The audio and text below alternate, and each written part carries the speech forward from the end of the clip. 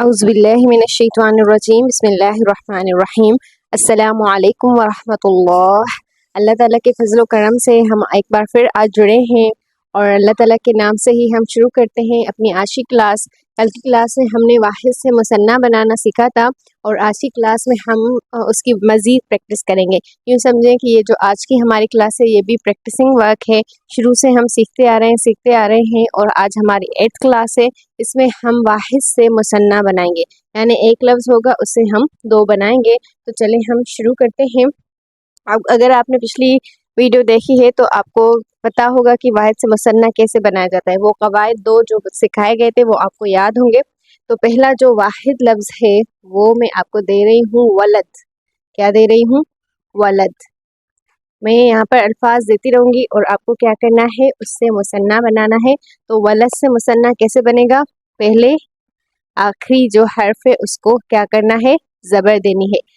ولد میں جو آخری لفظ ہے وہ دال ہے، تو دال کو زبر، پھر الف اور نون زیر نی کا اضافہ، یہ کیا بن گیا؟ ولدانی۔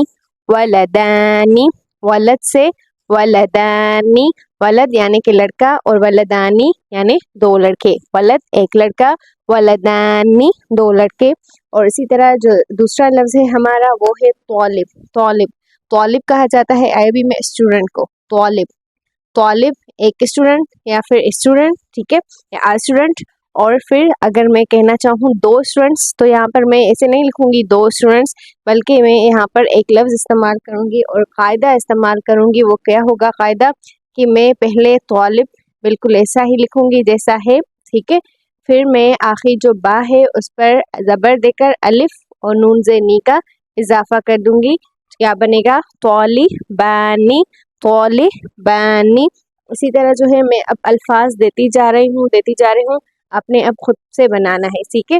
کرسی، اگلا لفظ ہے کرسی، اور کرسی کے معنی آپ کو پتا ہوں گے، چیئر، کرسی جسے ہم اردو میں بھی کرسی بولتے ہیں، تو یہ کرسی ہے، کرسی، اس میں یا میں شد ہے، تو آپ کو یا کو کھولنا ہے اور الف اور نون زیر نی کا اضافہ کرنا ہے، کیا بن جائے گا؟ کرسیانی، کرسیانی، شد کا بھی خیال رکھنا ہے، کرسیانی۔ اور اس کے بعد جو ہے ایک اور لفظ ہے ہمارے پاس عین۔ عین کے معنی کیا ہے؟ عین کے معنی ہے آنکھ، اور جو آنکھ لفظ ہے یہ مونس ہے، کیونکہ یہ اس لسٹ میں آتا ہے جب ہمارے جو جسم کے اعضاء ہیں وہ جوڑے کی شکل میں ہو تو وہ مونس کہلاتے ہیں، تو یہ عین مونس ہے۔ اور مونس یا ہو یا مذکر دونوں کا مثنیٰ بنانے کا قاعدہ ایک ہی ہے، بس اس نون کو کھول کر زبر دیں گے اور الف اور نون زیر نی کا اضافہ کر دیں گے، تو کیا بن جائے گا؟ عینانی، عینانی۔ آپ کر سکتے ہیں، آپ کوشش کریں، آپ اس کو چھوڑ نہ دیں، یہ میں خاص جو ہے آپ کے لیے ہی یہاں پر لکھ رہی ہوں تاکہ آپ کی مزید پریکٹس ہو۔ اور جب بھی قرآن پاک میں آنی آپ ساؤنڈ سنیں، آنی، تو آپ کو پتہ چل جائے کہ یہاں پر مثنیٰ کی بات ہو رہی ہے، یعنی 2 چیزوں کی بات ہو رہی ہے۔ اس کے بعد ہمارے پاس ایک اور لفظ ہے ید۔ ید، ید سے مثنیٰ کیسے بنایا جاتا ہے؟ الف اور پھر زبر، پھر الف اور نون زیر نی، کہ کیا بن جائے گا؟ ید سے یدانی۔ یہ آپ خود پریکٹس کریں، ٹھیک ہے، ید سے یدانی۔ اور اسی طرح جو دوسرا لفظ ہے ہمارے پاس وہ ہے مسجد۔ کیا ہے؟ مسجد۔ مسجد سے بنا ہے شاباش، مسجد سے آپ نے بنانا ہے مثنیٰ، مسجد ایک مسجد اور 2 مسجدیں کیسے بنے گا؟ اور دوسرا لفظ ہے ہمارے پاس رجل۔ رجل، رجل کی معنی ہوتے ہیں ٹانگ، رجل معنی آدمی، رجل معنی آدمی، رجل معنی ٹانگ، تو ٹانگ کی جو ہے مثنیٰ کیسے بنے گا؟ اور اس کے بعد ہمارے پاس ایک اور لفظ ہے طالبہ۔ طالبہ، طالب یعنی کہ اسٹوڈنٹ، بوائے، اور طالبہ یعنی کہ اسٹوڈنٹ مگر گرل، یعنی کہ ایک طالب علم، عالمہ، ٹھیک ہے، یعنی کہ لڑکی، طالبہ۔ اس کے بعد ہمارے پاس ایک اور لفظ ہے اذن۔ اذن، اذن کے معنی ہے کان، اذن، اذن کے معنی ہے کان۔ اسے جو ہے آپ الفاظ کا ذخیرہ بھی جمع کر سکتے ہیں، اگر میں معنی بتاتی جاؤں تو وہ آپ الفاظ نوٹ کرتے جائیں۔ اذن کے معنی ہے کان، اذن۔ اور اس کے بعد ہمارے پاس ایک اور لفظ ہے مکتب۔ مکتب، مکتب کے معنی ہے میز، मकतब, मकतब माने मेज़, यानी लिखने की जगह को मकतब कहा जाता है। तो दो लिखने की जगहों को क्या कहा जाएगा? बा पर ज़बर, अलिफ और नून ज़ेनी, मकतबानी, मकतबानी।